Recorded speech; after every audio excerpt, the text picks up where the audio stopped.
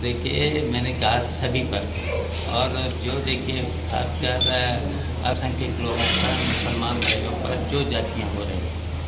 आजम हैं, इरफान सोलंकी है, और ये अफजाल जैसे लोग मुख्तियार तो हमारी पार्टी में कभी रहे नहीं कभी, और वो तो हमेशा भारतीय जनता पार्टी का जहाँ सपोर्ट रहा उसी में रहे हैं। तब तो कोई कार्रवाई नहीं हुई, तब तो सरकार बनाते रहे मिलजुल कर। क्या अफजाल और अब्बास को शामिल करेंगी समाजवादी पार्टी अपने में शामिल करेंगे? देखिए, हमारे सभी दरवाजे खुले हैं। जो पुराने हमारे जितने भी समाजवादी हमारे साथ भी रहे हैं, विधायक भी रहे, सांसद भी रहे हमारी पार्टी नहीं, अफजाल के लिए भी खुले हैं। बिल्कुल, अफजाल के लिए बिल्कुल। सर, आगामी लोकसभा चुनाव सामने नहीं था, लेकिन आदिम सर आपका गढ़ रहा है, वहाँ आप चुनाव हार गए उपचुनाव, तो क्या लगता है किसको? ऐसे तो देखिए, मैनपुरी का भी भारतीय जनता पार्टी सोच रही थी मैनपुरी में जैसे, और आगे आने वाले चुनाव में अब पता चलेगा आजमगढ़ का फिर जीतेंगे। यानी आप रहे होंगे तो चुनाव किए इस समय थोड़ा सा नेता इससे दूरी की। अब ये परिस्थितियाँ थी, अगर मैं ये सही है कि अगर मुझे जिम्मेदारी मिली होती तो मैं उसमें काम करता और काम करके जिताता। मैनपुरी चुनाव मैं तो जीते ही आजमगढ़ जीते। सर, एक आखिरी सवाल सर, बीजेपी को हराने के लिए एक मोर्चा, जैसे नीतीश जी कह रहे हैं कि कांग्रेस की तरफ उनका झुकाव है, और कहीं ना कहीं अगर एक मोर्चा बनता है बीजेपी को हराने के लिए, तो क्या आप उनके साथ रहेंगे? देखिए, हमारा राष्ट्रीय नेतृत्व फैसला लेगा, मैंने जो भी फैसला लेगा। अब राष्ट्रीय नेतृत्व जब फैसला लेगा, उसमें हमारा सेंट्रल पार्लियामेंट बोर्ड भी है, तो ये सब मिल करके फैसला लेंगे। उसमें समय पर सब चीज़ें सामने आ जाएंगी, समय पर सब चीज़ें सामने आ जाएंगी। अब तो अखिलेश यादव जी के साथ साथ अब इस समय आपको भी लोग मुख्य रूप से सपा में देख रहे हैं कि अब हमारे पास शिवपाल जी आ गए हैं, अब आने वाले चुनाव जो हैं लोकसभा के, हम लोगों को कोई नहीं हरा सकता है।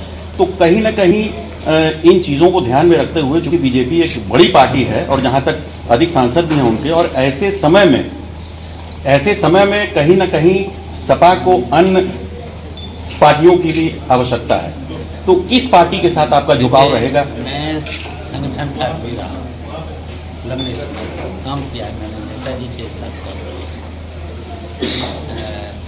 और आने वाले चुनाव में देखिए, भारतीय जनता पार्टी ने देश की जनता के लिए कोई काम नहीं किया, केवल झूठे वादे किए, और हर वर्ग के लोग, सबसे ज़्यादा किसान के साथ साथ नौजवान नौकरी का वादा किया है, किसानों की आय दोगुनी करने का वादा किया है, और अभी आप देख रहे हो क्या हालत है भ्रष्टाचार की, और इतनी भ्रष्टाचार सरकार शायद मैंने तो अभी तक देखी नहीं है, चाहे केंद्र की सरकार हो, चाहे उत्तर प्रदेश की सरकार हो, इतनी भ्रष्ट। इन्होंने तो देखिए, हम लोग सुनते थे अंग्रेजों का साथ, ये तो मुझे लग रहा है कि अंग्रेजों से भी बढ़कर इस समय हालत है देश और विदेश की। अच्छा सर, आखिरी क्वेश्चन सर, नेताजी कहीं ना कहीं सपा के बीच में नहीं है, और नेताजी का जो स्थान है, सपा क्या शिवपाल जी के रूप में उसको देख रही है उस चीज़ को? सर देखिए, अखिलेश भी बेहतर मुख्यमंत्री, उन्होंने भी देखिए, और मैं बता रहे इतने देखिए पढ़े लिखे इंजीनियर, और उन्होंने जो काम करके दिया है, चाहे जे एक्सप्रेस वे का हो और अन्य काम जितने भी काम किए हैं, तो भारतीय जनता पार्टी तो जैसे अखिलेश जैसे काम को छू भी नहीं पाई। इन्होंने तो केवल भ्रष्टाचार और पूरे प्रदेश और देश की जनता को धोखा देने का काम किया है, हर वर्ग के लोगों को धोखा देने का काम किया है, और इनके जो भी देश बहुत पीछे चला गया है।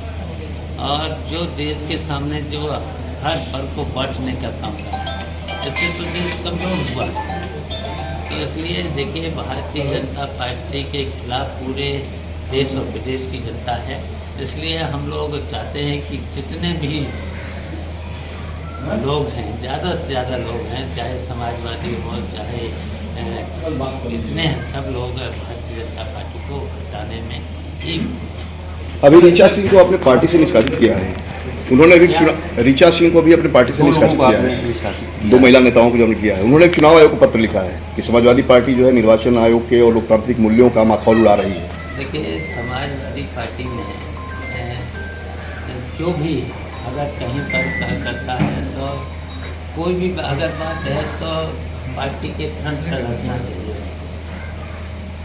और अगर समाजवादी पार्टी में रहना है तो पहले समाजवादी फ्रंट पर जाना चाहिए। ऐसे तो अनुशासन में रहना चाहिए। अगर अनुशासन में नहीं रहेंगे तो हमको कार्रवाई तो हो। लेकिन उनका कहना है कि उनको बिना नोटिस वगैरह, बिना किसी नोटिस वगैरह को निकाल दिया। वो तो पूरी कार्रवाई। परिवहन मंत्री सर, भाजपा के खिलाफ क्या आप समाजवादी पार्टी कांग्रेस के साथ खड़ी रहेगी?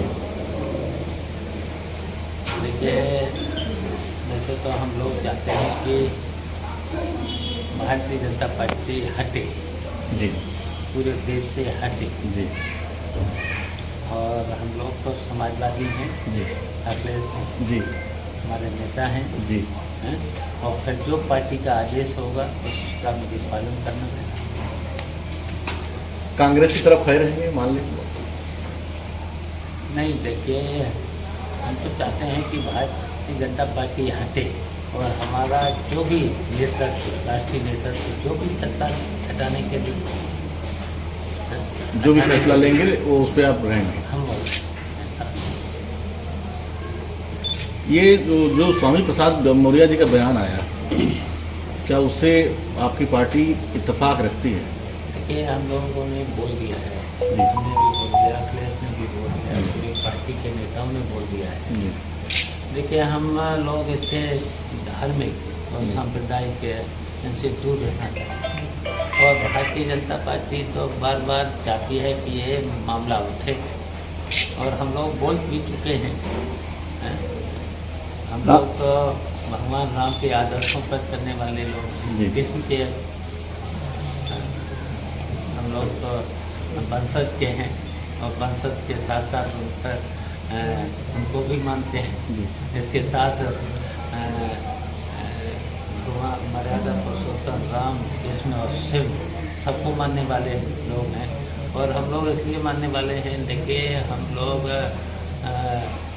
धर्मनिरपेक्ष हमारा देश है, संविधान में है। जी और हम लोग भी धर्मनिरपेक्ष हैं।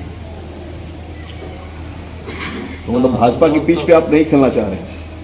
भाजपा क्या लग रहा है कि अपनी पीच पे खिलाना चाह रही है आपको? देखिए, भाजपा के हम लोग समाजवादी हैं। मैंने कहा समाजवादी कभी भाजपा के उसमें खेलने वाले लोग नहीं, कभी नहीं खेल सकते।